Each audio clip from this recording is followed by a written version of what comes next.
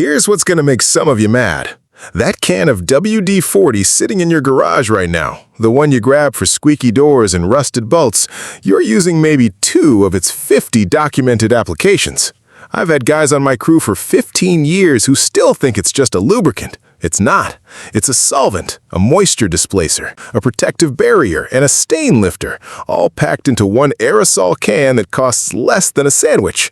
And the reason nobody knows this isn't because it's a secret, it's because the label doesn't tell you, and most people never bother to ask why it works the way it does. I learned half of what I know about this stuff by accident, watching my grandfather use it on things that had nothing to do with squeaks. Crayon on walls, tar on tools, gum and carpet. He never explained the chemistry, he just knew it worked because he'd tried it 1,000 times before I was born. So today I'm giving you the 12 uses that actually matter, the ones that save you money, save you a trip to the store, and get you out of situations most people think need a specialist. Some of these will surprise you. A couple of them might make you rethink what's even in this can. Problem: most people buy WD-40 for one reason. Something is squeaking and they want it to stop. That's it. That's the entire relationship most households have with this product. Meanwhile, they're separately buying a rust remover, a separate adhesive remover for sticker residue, a separate stainless steel polish, a separate tool for getting stuck screws loose, and a separate spray to keep their garden tools from seizing up over winter. They're spending $40, $50 across 5 different products when one $4 can handles all of it. And here's the part that really gets me. I've walked into homes where someone spent an hour scrubbing crayon off a painted wall with soap and water, making it worse, spreading the wax further into the texture of the paint, when 30 seconds with WD-40 and a rag would have lifted it clean off. Nobody notices this waste because it doesn't feel like waste. It feels like using the right tool for the right job. But you're not using the right tool. You're using 5 tools when one would have done it better and faster.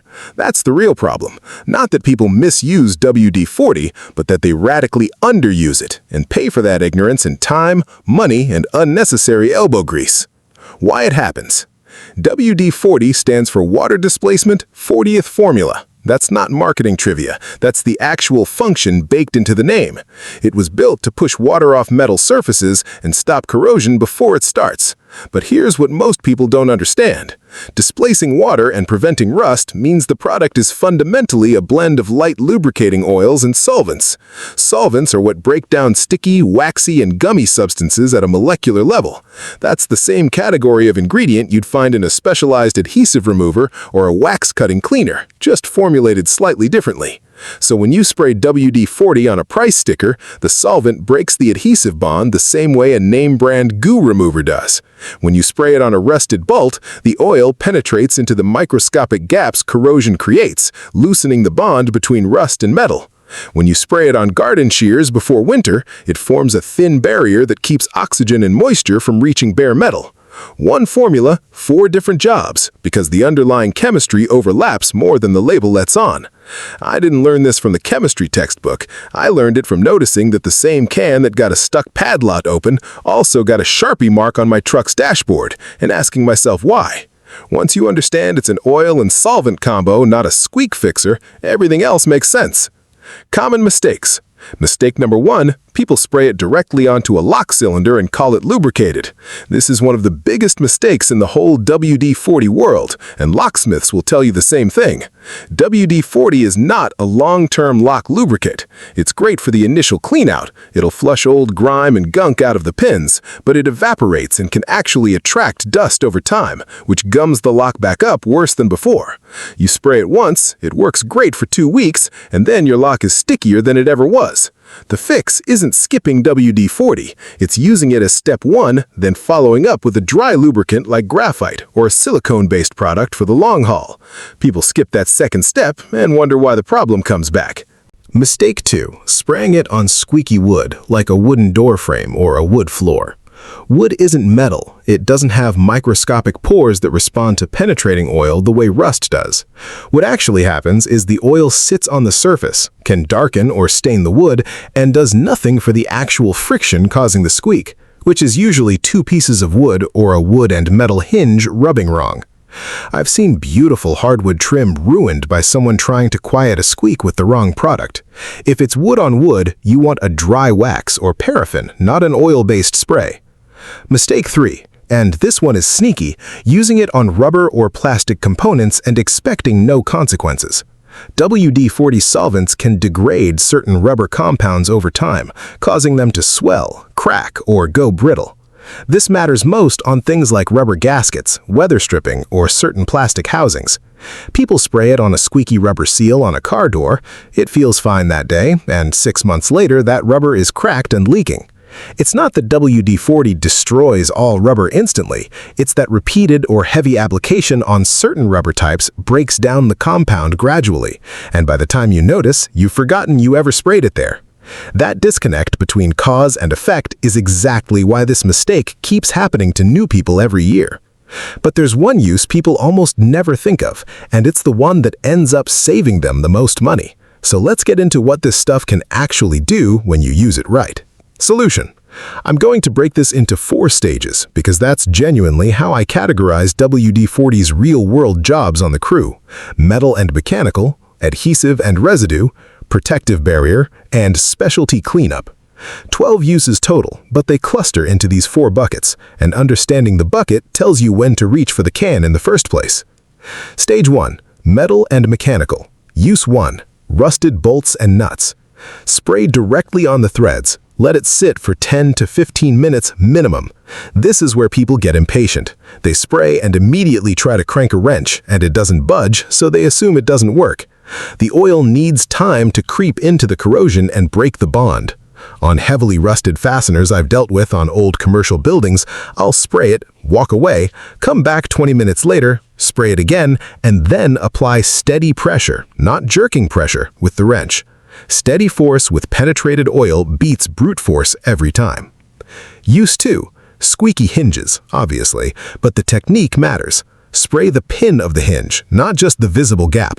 Work the door back and forth 5 or 6 times after spraying so the oil actually distributes across the moving surface. A quick spritz and 1 swing of the door isn't enough. Use 3. Freeing a stuck zipper. This one surprises people. A light spray on the zipper teeth, worked back and forth gently, loosens fabric fibers and old residue caught in the track. Wipe off the excess after, because you don't want oil stains sitting on fabric long term. Use 8. Loosening a stuck garden hose connector or spigot. Same penetrating principle as rusted bolts, just on a smaller scale. 10 minutes, then twist. Stage 2. Adhesive and residue. Use 5. Removing price stickers and label residue. Spray, wait 2 to 3 minutes for the solvent to break the adhesive down, then peel from a corner. If it's stubborn, spray again and use a plastic scraper, never metal, so you don't scratch the surface underneath. Use 6. Crayon marks on walls. This is one my grandfather swore by. Light spray on a rag, not directly on the wall, that matters, because direct spray on painted drywall can sometimes affect the sheen if you oversaturate it. Dab the rag on the crayon mark, let it sit 30 seconds, wipe in one direction. Follow with a damp cloth and mild soap to clean off any oily residue left behind. Use 7. Chewing gum stuck in carpet or hair. Spray directly on the gum. Work it with your fingers or a cloth for about a minute. The solvent breaks down the gum's stickiness so it lifts instead of smearing further into the fibers. This is dramatically less destructive than the old ice cube method, which just hardens the gum without releasing its grip on the material. Use 8. Tar and sap on tools or car exteriors. Spray, let sit 5 minutes, wipe with a microfiber cloth. On paint specifically, always follow with a proper wash afterward because leaving any oil-based product sitting on clear coat for extended periods isn't ideal. Here's the pro tip most people never hear. Temperature matters more than people realize. WD-40 works faster and penetrates deeper in warmer conditions. If you're dealing with a stubborn rusted bolt or old adhesive residue in a cold garage in the middle of winter, warm the area first. A hairdryer on low for 30 seconds before spraying, and you'll cut your wait time almost in half. I picked that up from years of doing winter maintenance calls where the standard wait time just wasn't enough because everything was cold-soaked. Use 9. Preventing rust on tools before storage. A light coat on metal garden tools, wrenches, or anything that'll sit unused for a season creates a barrier against moisture. Wipe off excess so it's a thin film, not a puddle. A thin film protects, a puddle just attracts dust and grime. Use 10. Protecting metal outdoor furniture or fixtures from weather. Same principle, applied seasonally, especially before the wet months. Stage 4. Specialty cleanup. Use 11. Cleaning and shining stainless steel appliances. Spray a small amount on a microfiber cloth, never directly on the appliance, and wipe in the direction of the grain. This lifts fingerprints and light grime while leaving a subtle shine. I use this on commercial kitchen equipment more than almost anything else on this list. Use 12. Removing scuff marks from vinyl flooring and certain hard surfaces. Spray on a cloth, rub the scuff gently, wipe clean with a damp cloth after. Works especially well on scuffs that regular floor cleaner just smears around instead of lifting. Across all 12 of these, the pattern is the same. Spray, give it time to actually do its job chemically, then work it in with mechanical action, a cloth, a wrench, your fingers. The single biggest reason people think WD-40 doesn't work as well as they say is impatience. They skip the wait time and go straight to scrubbing or forcing, and the product hasn't had a chance to do the part only it can do. That's the real range of this can. Not just a squeak fixer, but something that belongs in your cleaning kit right next to your microfiber cloths and your all-purpose spray. If you've got a use for it I didn't mention, something you or your family swears by, put it in the comments. I read every one, and honestly, half of what I know I picked up from other people sharing exactly that kind of thing. If this saved you a trip to the store, subscribe. I've got a full breakdown coming on the cleaning products people misuse the most and why half your cabinet is probably duplicating itself without you realizing it. And if you've ever ruined something trying to clean it the wrong way, check out the video I did on the stain removal mistakes almost everyone makes. It pairs well with this one. I'll see you in the next one.